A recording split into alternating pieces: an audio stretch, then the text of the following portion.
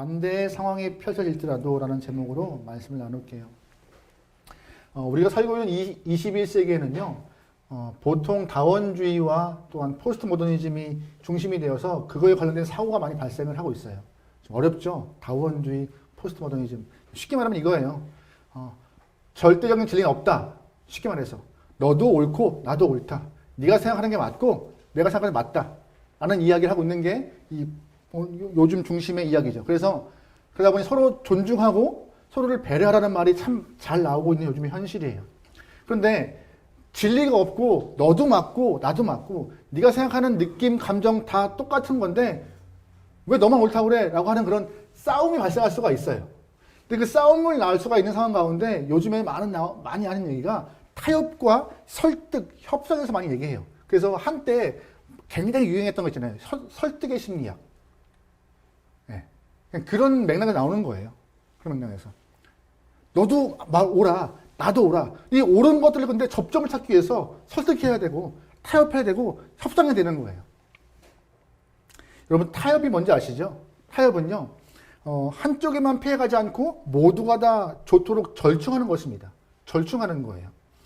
인간관계 안에서 타협을 잘하면요. 저 사람 참 괜찮은 사람이라고 평가받아요. 사업하는 과정 가운데 협상과 타협을 잘하면요. 능력인데? 라고 평가받아요. 또한 법에서도요. 무조건 찻대를 뒤밀어서 심판하지 않고 조정하세요라고 이렇게 서로 이렇게 숙려기간을 만들기도 하죠. 그만큼 현대사회의 타협은 굉장히 큰 몫을 차지하고 있는 것이 우리의 삶입니다. 근데 문제가 뭔지 아세요? 이 타협에 대한 철학, 이 설득에 대한 철학이 신앙 안에도 그대로 들어와요. 신앙 안에도. 저희같이 목사들도 이런 타협에 매번 힘들어해요. 성경에는 분명히 죄에 대해서, 지옥에 대해서, 회개에 대해서 말하고 있어요. 근데 성도님들이 회개와 지옥과 뭐 이렇게 죄에서 얘기하면요. 잠잠해져요. 조용해져요. 그러다 보니 선호하는 그런 본문이 아닌 거예요. 안 좋아하니까. 그럼 뭘 뽑겠어요? 예수 믿으면 병 낫고 성공하고 개인적인 평안과 위로가 있다고 그 얘기만 하는 거예요. 근데 그런 것만 있지는 않거든요. 분명한 것은. 근데 그렇게만 선택을 해요. 본문을. 왜? 내가 성도님이 좋아하는 성도를 잘해야, 설교를 잘해야 많이 불려가거든요. 능력 있다고 사람들이 좋아하거든요. 나 위로받았다고 참 좋아하거든요. 그러면 교회가 부흥하거든요. 성장하거든요. 자꾸 교회에서 설교하는 목사님들이 이런 타협을 할 때가 많아요. 근데 목회자만 그럴까요? 아니에요. 여러분들도 이렇게 생활하시면서 예수님 믿으세요라고 전도하실 때가 있잖아요. 근데 요즘에 잘 나오시나요? 그런 말이? 잘 안 나와요. 안 나와요. 내가 예수 믿으라고 하면은 저 사람이 불편해할 거야. 그러면 말하는 나도 힘들고 듣는 그들도 힘들고 좀 참지. 에이 참지. 라고 하면서 스스로 좀 타협을 하죠. 이것이 처세인 양, 이것이 뭐라고 그러죠? 합리화한 성숙된 신앙인 양 오해할 때가 있어요. 근데 하나님은 그렇게 말씀하신 적이 없어요. 언제나 우리에게 순전한 믿음으로 바르게 쓸 것을 요구하고 계신 것이 하나님의 마음인 것입니다. 아무리 세상이 우리에게 눈치를 준다 해도 우리가 주님의 눈치를 본지언정 세상의 눈치를 보지 않는 순전한 믿음으로 성장할 수 있게 소망합니다. 이스라엘 역사에서 굉장히 힘들 때가 몇 번 있었어요. 광야를 지날 때가 있었지만 그 중에 한 부분이 바로 우리가 보고 있는 오늘 본문의 배경입니다. 바로 바벨론 포로 시기였어요. 남유다가 망한 이후에 바벨론으로 포로로 많이 끌려갔어요. 바벨론이 3번이나 이스라엘 침략하는데 그동안 다 끌려가죠. 왕족, 귀족 할 것 없이 다 끌려갔습니다. 끌려가지 않은 사람들은 살기 위해서 세계 방방으로 흩어지기 시작했어요.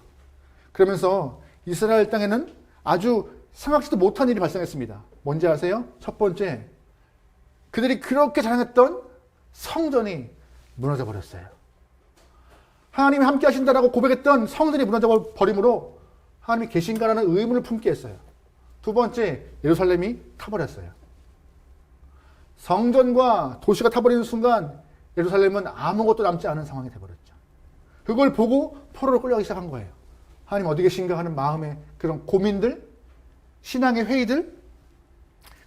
그런데 중요한 것은 성전이 무너지고 예루살렘이 불탔음에도 불구하고 그 기막힌 현실 속에서 믿음을 지켜나갔던 그 모습들이 존재했다는 것이에요. 그런 상황에서도 지금의 한국교회와 똑같지 않을까요? 한국교회와? 참 쉽지 않아요. 아마 오늘 11월 7일 날 저도 이제 뭐 SNS를 열면요 수백 개의 교회가 오늘 예배 드렸습니다고 막 이렇게 광고할 거예요. 그동안 예배를 못 드렸고 움츠리고 상황을 조심스럽게 보던 그런 상황들. 교회가 조금 잘못했죠. 인정해요. 근데 모든 것이 교회 책임인 양 이렇게 떠넘기는 것 같은 뉘앙스가 강해요. 제가 보기에는. 그럼에도 교회의 잘못이기 때문에 저희도 이렇게 방역을 지킨다 그렇게 한 것이죠. 게다가 매주일 공무원들이 와서 이렇게 점검도 하잖아요. 교회 예배 드릴 때. 다른 음식점 같은 데 가지는 않잖아요. 영화관도 안 가고. 교회에만 딱 1시간 예배 드리는데 와서 점검을 해요. 그만큼 교회가 무지했던 것도 있고 무시한 것도 있지만 너무 교회만 너무 잣대를 댄 것이 아닌가라는 그런 피해의식도 있어요. 어쨌든. 근데 이런 상황에도 우리가 오늘 본문을 보면서 믿음을 지키고 순전한 마음 가운데 주 앞에 설 수 있는 그런 모습을 좀 배웠으면 좋겠습니다. 지난주 말씀 기억하세요? 지난주에 다니엘의 믿음을 좀 보았어요. 다니엘의 믿음은요, 뜻을 결정한 믿음이었어요. 결정하고 결심한 믿음 참 중요합니다. 근데 오늘의 믿음은요, 조금 그보다 한 단계 나아간 성숙된 믿음이었어요.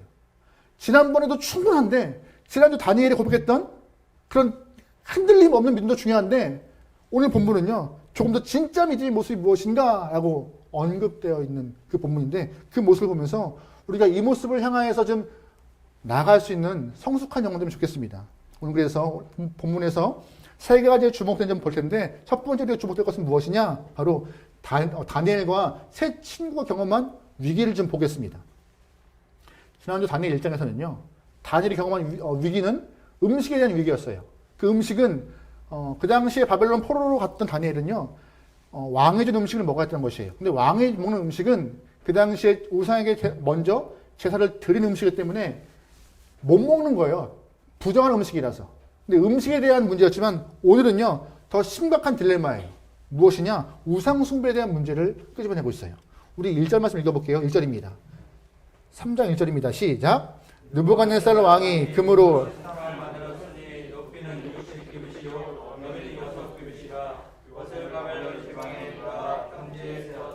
아멘. 느부갓네살이 신상을 세워요. 어디에요? 두라 평지에. 근데 높이가 얼마요? 60규빗, 너비가 6규빗. 이걸 환산하면요, 높이가 한 30m, 너비가 3m. 30m면 한 아파트 10층 되나요? 아파트 10층 있나? 아무튼 높은 건물이 10층 전의 건물.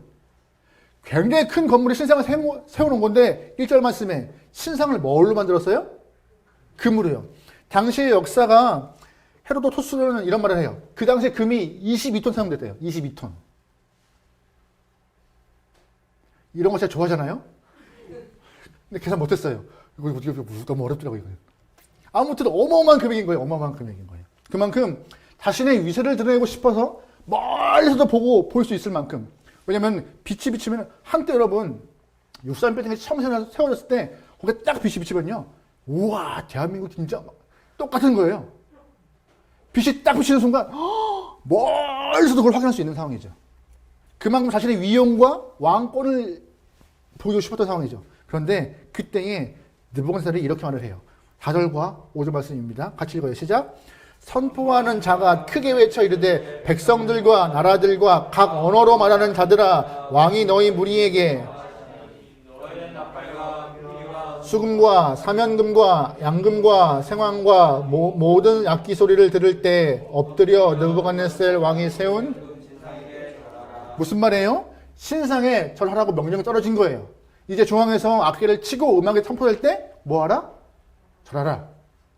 예전에 우리가 5시인가? 동해물갑을 하면은 국기대한민국에 길거리에서 봤죠. 자꾸 옛날 얘기하는데 그런 거예요. 근데 중요한 것은 그 당시에 다니엘과 함께 포로로 끌려갔던 세 친구, 오늘 본문에선 주인공 사드락과 메삭과 아벨노고 세 친구는 절하지 않았던 것이에요. 왜냐하면 이계명에 우상에 절하지 말라는 명령이 있었기 때문에 그들은 신앙적으로 할 수 없었던 부분이거든요. 그래서 버티고 있던 것이죠. 할 수 없습니다 라고. 근데 오늘 3장 12절 보니까는요, 갈대아 사람이 그것을 왕에게 일러요. 왕이요, 쟤네 절 안 해요. 아유, 쟤네 왜 저런지 모르겠어요 하고 꼰질러요. 표현이 일러버려요. 그때 느부갓네살이 단번에 그들을 치지 않고 그들을 불러서 설득합니다. 15절 말씀 볼게요. 15절입니다. 시작. 이제라도 너희가 준비하였다가 나팔과 수금과 사면금과 양금과 생황과 및 모든 악기를 들을 때에 내가 만든 모든 신상 앞에서 너희가 만일 절하지 아니하면 즉시 너희를 맹렬히 타는 풀무불 가운데 던져 능히 너희를. 왕의 입장에서는요, 자신의 명령을 어기기 때문에 한 번에 쳐도 돼요. 잡아가, 집어넣어. 근데 감사하게도 느부갓네살은요, 한 번에 쉬지 않고 그들을 불러서 설득해요. 왜 그랬을까요? 이들이요, 귀한 인물이에요. 그냥 평민이 아니라 이스라엘 귀족으로서 들어와서 왕의 궁전에서 같이 먹고 같이 배웠던 바벨론의 학문을 배웠던 귀한 영혼들이거든요. 이들이 아까운 거예요. 아까운 거예요, 왕의 복이. 그래서 한 번에 기회 준 거예요. 너 와서 잘 들어. 절해 이제. 소리 나면은 절해. 니네 들어가면은 죽어. 설득하고 타협하는 거죠. 근데 이게 오늘 본문의 주인공인 3명의 친구에게는요, 좋은 기회였어요. 그래, 한번 절하고 말지 뭐. 내가 높은 고위에 올라가서 그때 한번 믿음을 지켜보지. 지금 나는 포로 신세인데 하고 꺾을 수가 있는 상황이었고, 왕도 충분히 배려한 상황이었고, 이들에게는 은혜였고 기회였어요. 잘 보시면 이러한 믿음의 갈림길, 신앙적 선택의 순간 이들만 있을까요? 아니, 우리도 있어요. 때때로 신앙적 갈림길, 선택의 순간들 존재합니다. 살면서 이런 믿음의 순간과 선택의 갈림길에 서 있는 것은요, 믿음이 있다는 것이에요. 믿음이 없으면 하면 되지 뭐. 근데 믿음이 있기 때문에 고민하고 갈등하는 건데, 여러분 같았으면은 이런 믿음의 갈림길과 선택의 순간에서 어떠한 방향성을 잡고 나가시겠습니까? 오늘 본문이 그걸 우리에게 얘기하고 있는 것이에요. 갈등의 상황 가운데 어떻게 하는 것이 옳은가에 대해서. 그래서 오늘 본문 두 번째 주목할 부분은 바로 이 선택의 순간에서 3명의 친구가 보였던 아름다운 믿음에 주목을 할 필요가 있습니다. 우리 16절부터 18절 길지만 같이 읽어볼게요. 같이 읽어요. 시작. 사드락과 메삭과 아벳느고가 왕에게 대답하여 이르되 느부갓네살이여, 우리가 이 일에 대하여 왕에게 하나님이 계시다면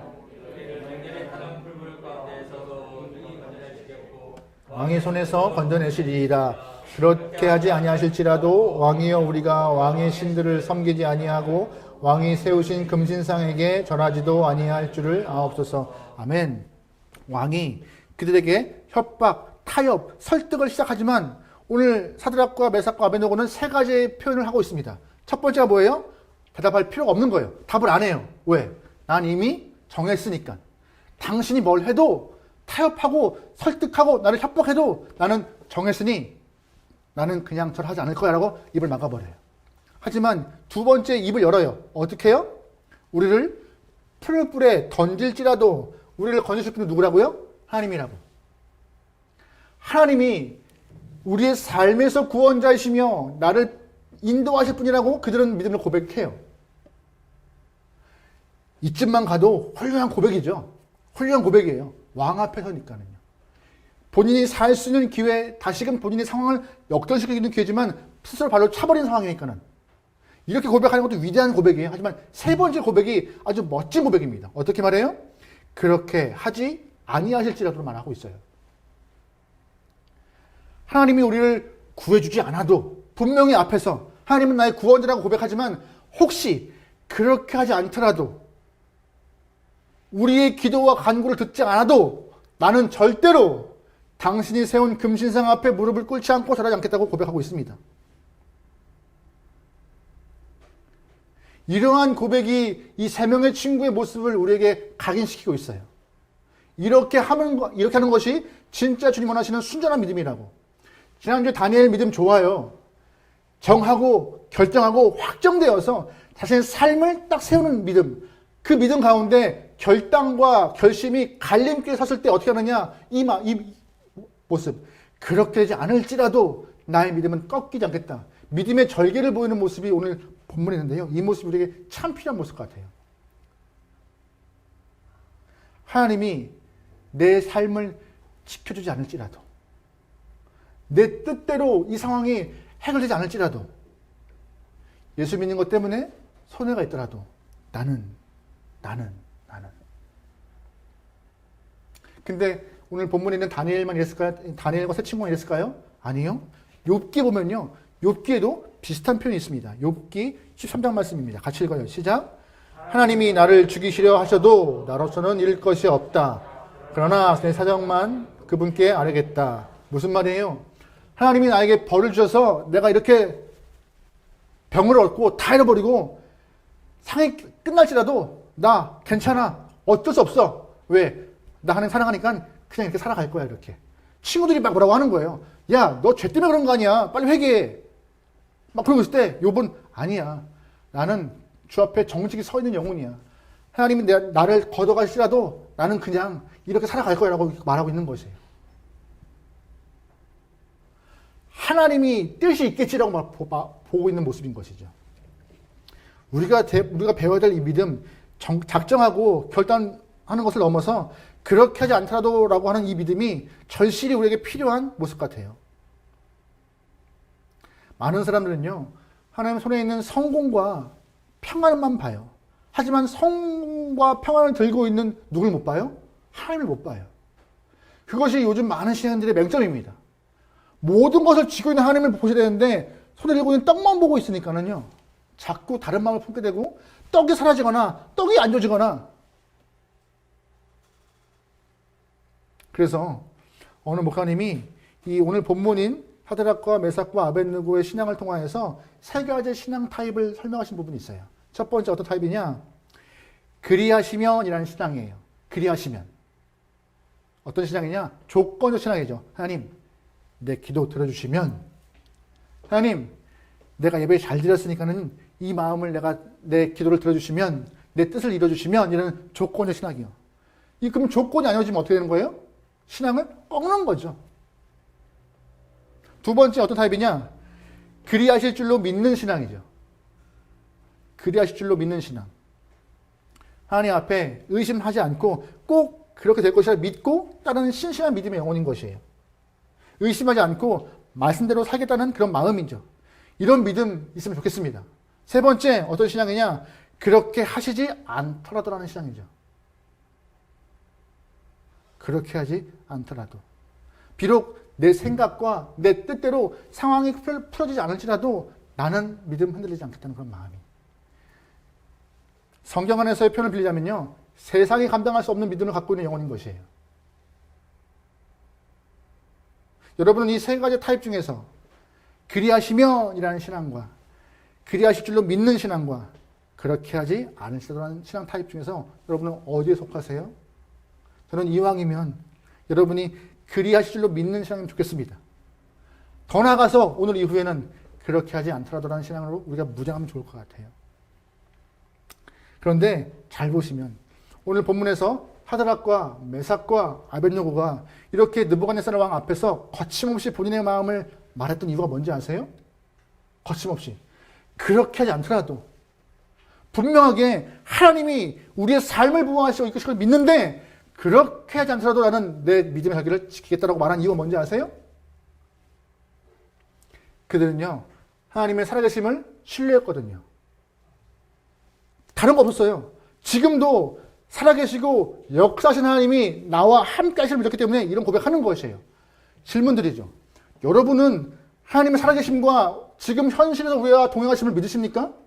그런데 그럼 보세요. 이 느부갓네살 왕 앞에서 고백했던 이 영혼들의 말과 우리의 마음은 똑같아요. 살아계심을 믿죠? 동행하심을 믿죠? 똑같아요. 그런데 왜 이들과 우리와는 차이가 있을까요? 우리도 믿어요. 하나님의 살아계심을 믿고 기도를 들으심을 믿고 응답하심을 믿고 이끄심을 믿고 도우심을 믿어요. 근데 왜 오늘 본문에서 그렇게 하지 않더라도라는 고백을 했던 이 영혼과 우리는 왜 달라요? 왜요? 믿음을 고백한 그런 소재, 주제 똑같아요. 살아서 역하신 하나님. 차이가 뭐냐? 바로 믿음의 연속성입니다.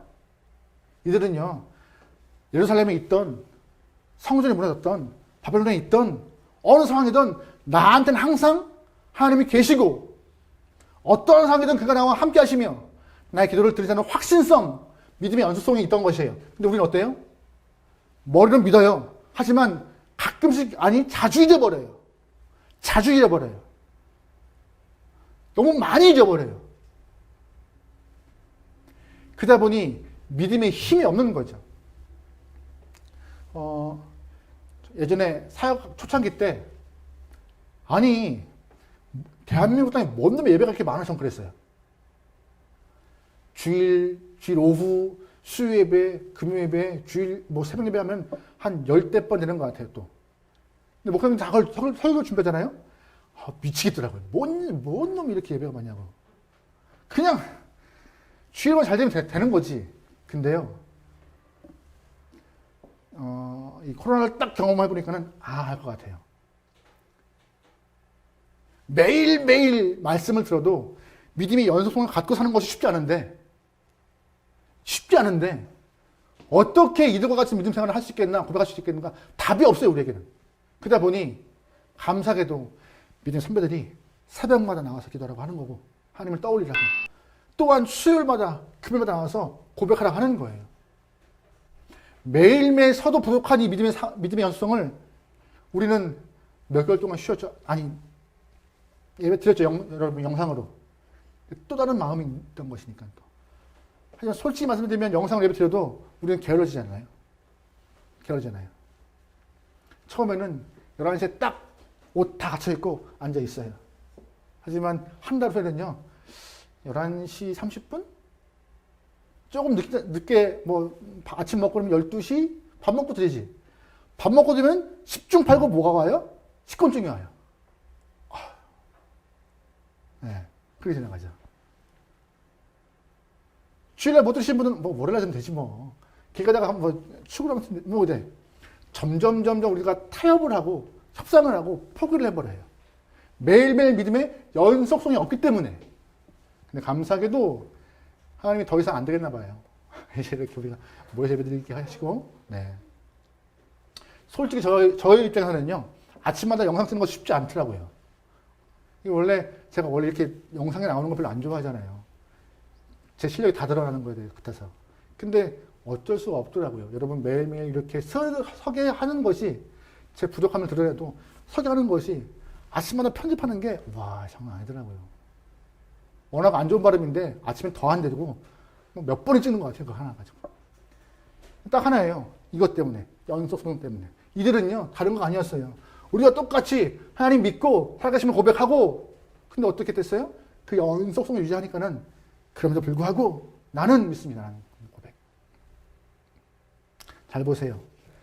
그런 신앙적 무게감이 여러분에게 있길 소망합니다. 세 번째, 우리가 주목할 것은 하나님이 이 세 명의 신앙 고백 가운데 어떻게 드러나시나. 느부갓네살이 세 명의 친구가 절을 하지 않자 평소보다 더 뜨거운 풀무불을 준비했어요. 풀무불이 뭔지 아세요? 용광로 같이 뜨거운 거예요. 근데 평소보다 7배나 더 뜨거운. 22절 보면은요, 이 느부갓네살 왕이 사드락과 메삭과 아벳느고를 끌고 갈 군사들을 명령했어요. 너 데리고 가. 근데 중요한 것은 군사가 가면서 타 죽어요. 너무 뜨거워서. 그만큼 뜨거운 불이 있는데 감사하게도 놀라운 일이 발생합니다. 24, 25절 읽어볼게요. 시작. 그때 느부갓네살 왕이 놀라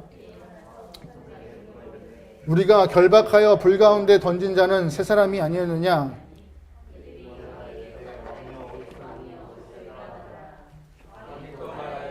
내가 보는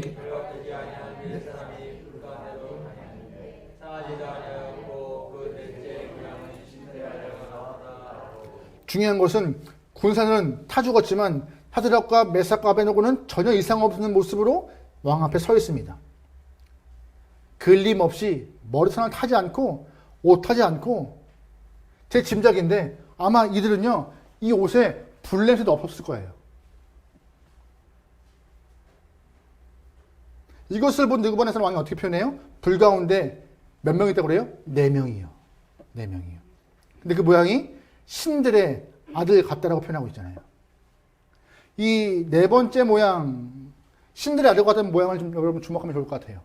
오늘 느부갓네살 왕은 이 존재를 천사라 표현하고 어떤 주석가들은 천사라 말해요. 근데 저는 좀 다르게 생각해요. 오늘 본문에 들어갔던 이 네 번째 하나님의 아들이란 신들의 아들이라고 표현했던 이 부분이 아마 성육신하시기 전에 예수님이 아니신가 생각해요. 이미 다니엘을 통하여서 하나님이 함께하심을 보여주기 위해서 예수님을 먼저 이 땅에 보여주신 것이 아닌가. 누구를 향하여서? 이들을 향하여서.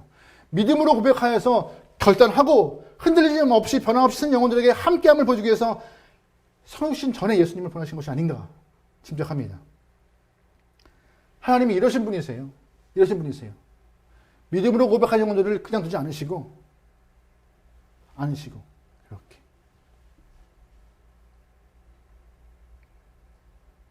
하나님은 우리가 고난당하고 힘들어할 때 우리를 못 본 채거나 넘어가신 분이 아니십니다. 현장 가운데 임하셔가지고 우리를 이끄시고 역전시키는 분이세요. 이미 예수님이 이 땅에 오심으로 우리는 그 모습을 확인했고 우리의 삶을 통하여도 확인할 수 있는 부분입니다. 더 중요한 모습이 나와요. 어떤 모습이냐? 이 상황 가운데 이렇게 어머 불타지 않았네? 안 죽었네? 이게 아니라 그들을 명령하여 불로 던진 왕의 모습이 바뀌어버려요. 28절 말씀 보겠습니다. 시작. 느부갓네살이 말하여 이르되 사드락과 메삭과 아벳노고의 하나님을 찬양할지로다. 그가 그의 천사를 보내사 자기의 의뢰하고 그들의 몸을 바쳐 왕의 명령을 거역하고 그 하나님 밖에는 다른 신이 섬기지 아니하며 그에게 절하지 아니한. 잘 보시면 그의 종들을 구해다 말하고 있어요. 누가요? 왕이요. 왕이 말해요. 그들의 하나님을 찬송할지로다 고백하고 있어요. 어머, 진짜 왕이 있네? 진짜 신이 있네? 이들이 이렇게 절개를 지키고 의뢰를 지켰던 믿음의 신이 있네라고 체험한 거예요. 찬양한 거예요. 그리고 이런 표현도 해요. 29절 말씀 시작. 그러므로 내가 이제 조서를 보내 각 백성과 각 나라와 각 언어를 말하는 자가 모두 사드락과 메삭과 아벳노고의 하나님께 경솔히 말하거든 그 몸을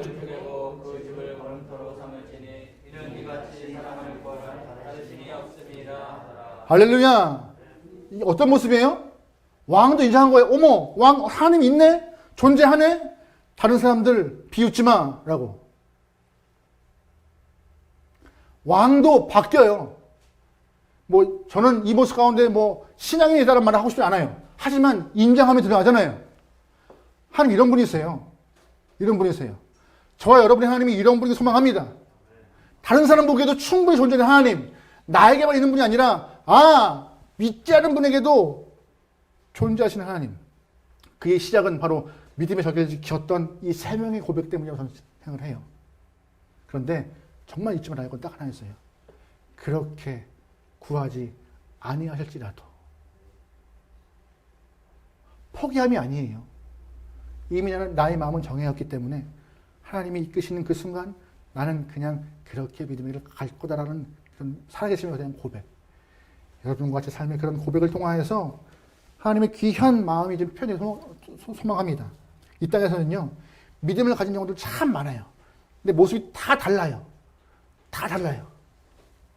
아까 말했던 것처럼 하나님과 협상하기도 하고, 어떤 사람은 뜻을 정하기도 하고, 본문처럼 그렇지 아니할지라도라고 말하는 분도 있고,